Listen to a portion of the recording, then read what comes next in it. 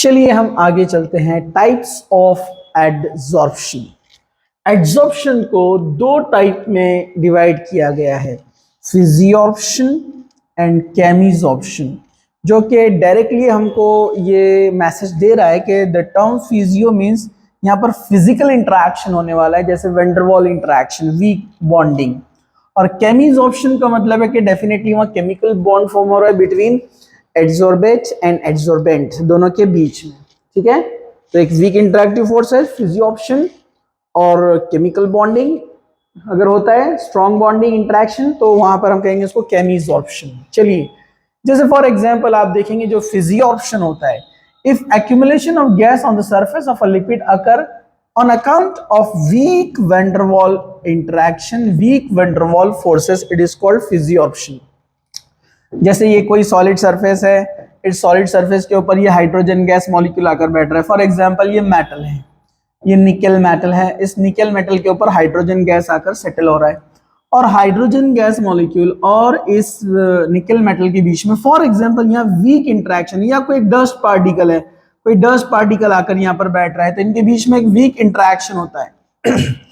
मतलब outer electron of the molecule and the surface, surface के ऊपर भी इलेक्ट्रॉन है, इसके इनसाइड जो न्यूक्लियस है, तो मॉलिक्यूल के इनसाइड न्यूक्लियस और सरफेस के जो इलेक्ट्रॉन है, they weakly attracted with each other, it is called van der Waals interaction, weak van der Waals forces. Okay, आगे बढ़ते हैं।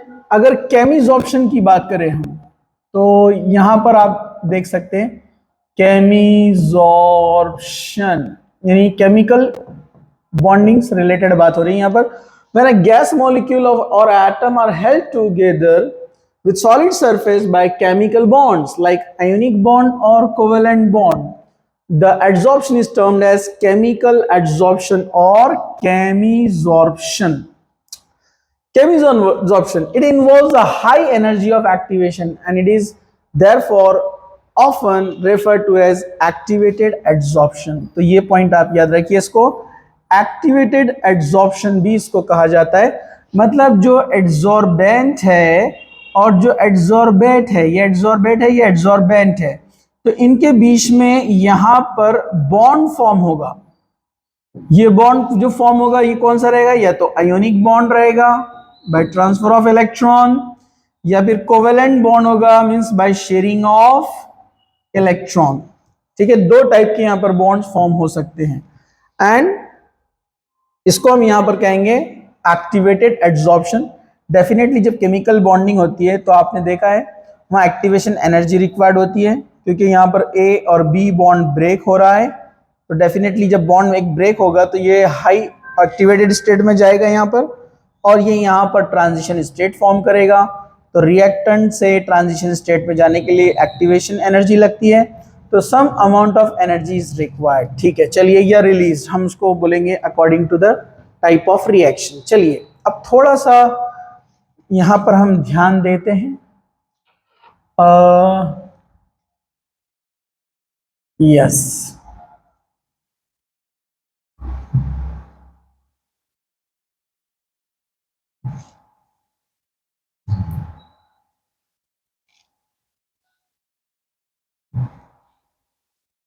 चलिए, फिजियोर्प्शन एंड केमिजॉर्प्शन ये थोड़े से मिक्स हो गए हैं, मैं इसको थोड़ा अलग अलग कर देता हूं। बहुत ज्यादा, थोड़े नहीं, बहुत ज्यादा हो गए।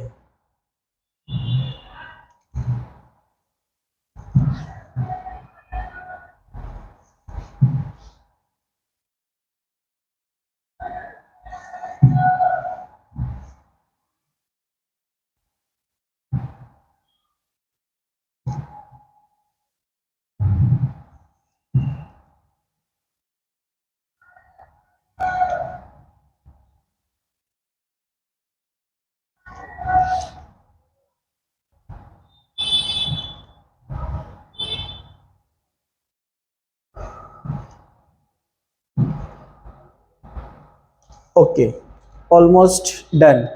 तो यहां पर हम इसको थोड़ा सा डिवाइड कर देते हैं। ओके, फिजियोर्प्शन एंड केमिजॉर्प्शन, जरा ध्यान से देखिए। ओके, ये फिजियोप्शन और ये chemisorption. So it is not specific in nature, point number 1, ये स्पेसिफिक नेचर में नहीं होता है। It is highly specific, point दे दो मैं इसको, it is not specific nature, it is highly specific in nature.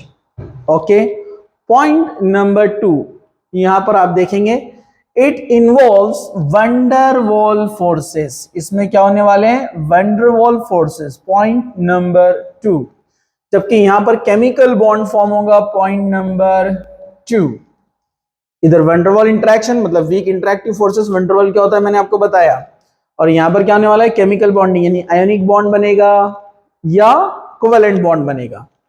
Point number 3, enthalpy, इसको ध्यान से देखना है, enthalpy of adsorption is low, 20 to 40 kilo joule per mole, मतलब 1 मोल ऑफ सब पार्टिकल जब एड्सॉर्ब होगा किसी सॉलिड सरफेस पर वीक इंटरैक्टिव फोर्सेस से, तो 20 से 40 किलो जूल हीट रिलीज होता है।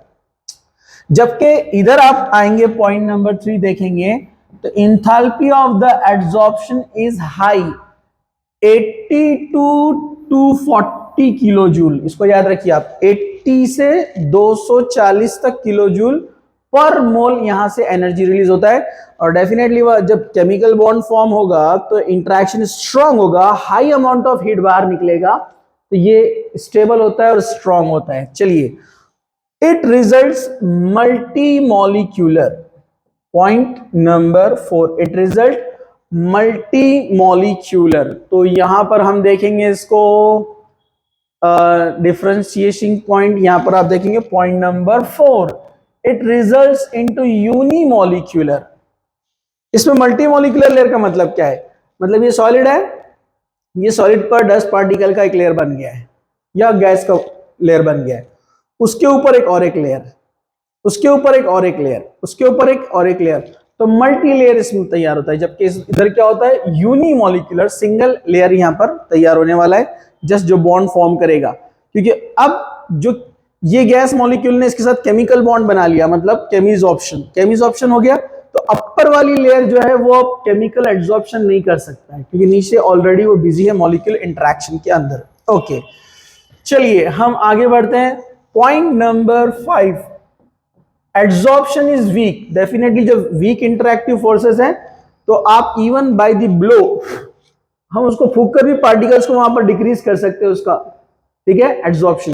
तो ये एड्सॉर्प्शन जो होता है वीक होता है, जबकि यहां पर आप देखेंगे इट इज स्ट्रॉन्ग एड्सॉर्प्शन। अब डेफिनेटली केमिकल बॉन्ड बनाए हैं आपस में तो स्ट्रॉन्ग तो रहने वाला है, ठीक है। चलिए नेक्स्ट हम आगे जाते हैं। Favourable, it decrease with increase in temperature, point number 6, decreases with increase in temperature.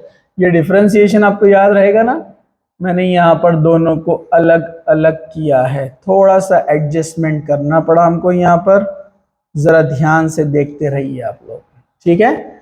एक और एक ब्लैक लाइन, ओके।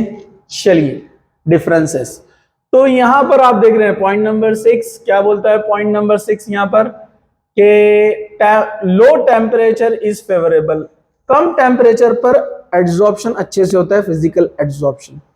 अगर आप हीट करेंगे तो डेफिनेटली ये एक एक्सोथर्मिक प्रोसेस है, जब एक पार्टिकल आकर सॉलिड पर बैठ रहा है और 20 से 40 एनर्जी बाहर निकल रही है, जब आप गर्म करेंगे तो एंडोथर्मिक एनर्जी अंदर जा रहा है, तो ये खत्म हो जाएगा, उड़ जाएगा पार्टिकल वहां से। ओके, चलिए हम आगे बढ़ते हैं।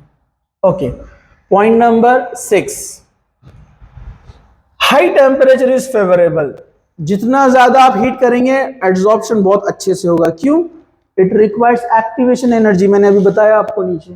तो एक्टिवेशन एनर्जी, जब बॉन्ड न्यू बॉन्ड फॉर्म करना है तो ओल्ड बॉन्ड ब्रेक होंगे और न्यू बॉन्ड फॉर्म होंगे, न्यू बॉन्ड फॉर्म करने के लिए टेम्परेचर चाहिए, तो ये टेम्परेचर यहां पर फेवर करेगा, increase with increase in temperature.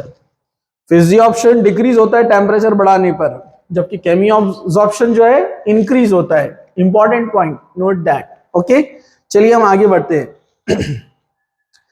It increases with increase in pressure, adsorbate gas, and finally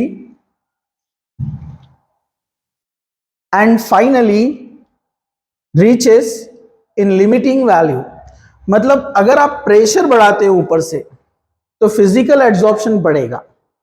जितना ऊपर से प्रेशर उतने पार्टिकल ज्यादा आकर बैठेंगे, जितना ज्यादा पार्टिकल आएंगे उतना एड्सॉर्प्शन ज्यादा होगा।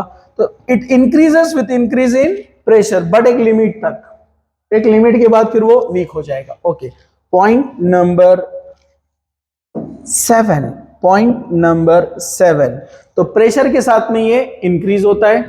तो चलिए वैसे ही एक पॉइंट है यहां पर, no appreciable activation energy related, ये तो हो गया था पॉइंट, समझो इसको। यहां पर प्रेशर से रिलेटेड वाला पॉइंट कहां चला गया? ओके नहीं है, ठीक है, हम डिफरेंस में नहीं लेते। Pressure of adsorbate has a negligible effect, यहां पर प्रेशर का निग्लिजिबल इफेक्ट होगा 0.6। चलिए, it is a reversible in nature, it is reversible, जो फिजिकल है वो रिवर्सिबल है, पार्टिकल आकर बैठे, टेम्परेचर बढ़ाया, चले गए वापस। केमिकल एड्सॉर्प्शन इरिवर्सिबल है, क्योंकि अब उसने केमिकल बॉन्ड बना लिया है, इलेक्ट्रॉन शेयर कर लिया है या इलेक्ट्रॉन ट्रांसफर किया है, तो अब इनको सेपरेट करना मुश्किल है। यहां पर ये इट इज इरिवर्सिबल। तो ये मेन पॉइंट थे 7 पॉइंट, इसको आप याद रखना है, ठीक है। ये 7 मेन पॉइंट, मेन डिफरेंस है, आप चाहे तो उसको एक बार रिपीट कर लो, ठीक है। चलिए हम आगे बढ़ते हैं।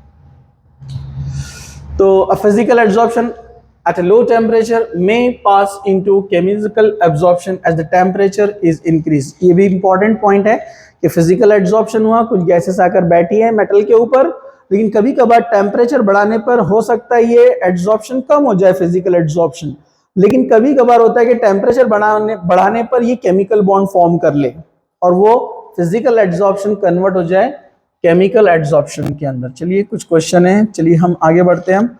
Now factor affecting the adsorption,